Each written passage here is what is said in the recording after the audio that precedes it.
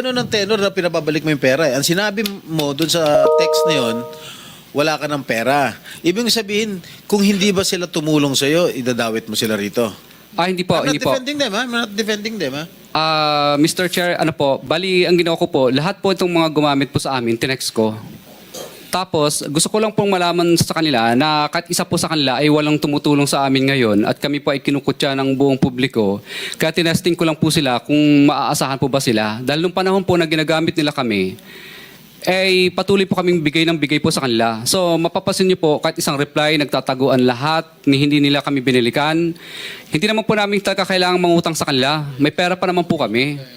Pero tinasting ko po sila, sabi ko ganito pala itong mga manggagamit na to. Nakakasama ng loob. Mabuti pa, ano po, tawag dito, mas mabuti pa na, ano na lang po, pangalanan ko na lang sila. Dahil una, ginamit nila kami pero sa panahon ng kami naman ang nangailangan.